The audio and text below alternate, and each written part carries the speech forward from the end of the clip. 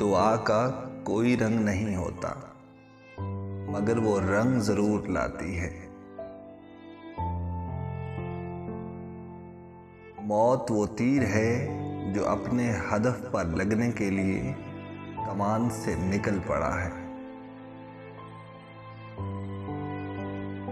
دکھ میں کبھی پچھتاوے کے آنسو نہ بہاؤ، بلکہ یہ سوچو کہ تم وہ خوش نصیب ہو جسے اللہ نے آزمائش کے قابل سمجھا۔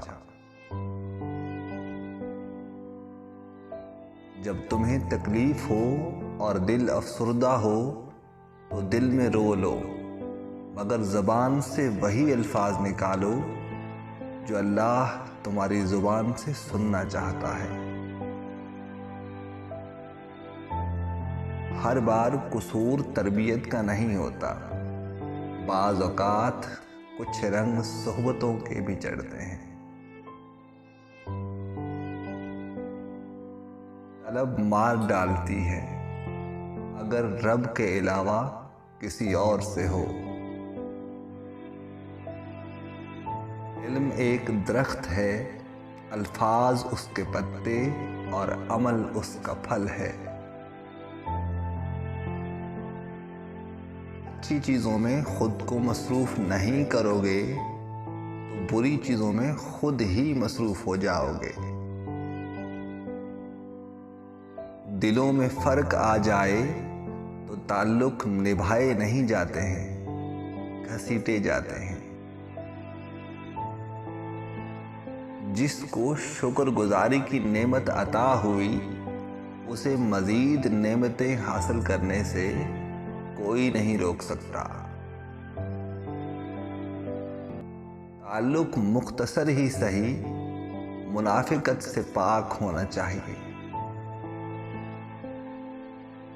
محرم کی محبت سے زیادہ خوبصورت احساس کوئی بھی نہیں۔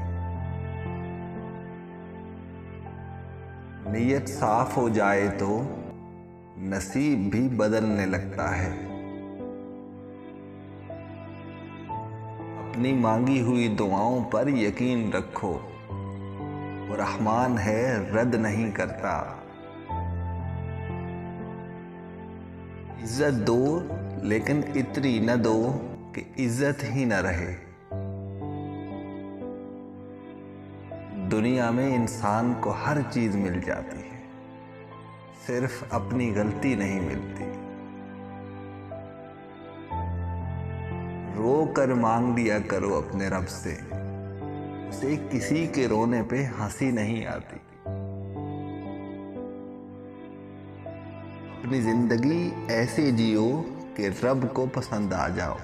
دنیا والوں کی سوچ تو روز بدلتی رہتی ہے۔ نیت اور سوچ اچھی ہونی چاہیے، باتیں تو کوئی بھی اچھی کر سکتا ہے۔ جس کو تم سے محبت ہوگی وہ تمہیں فضول اور ناجائز کاموں سے روکے گا۔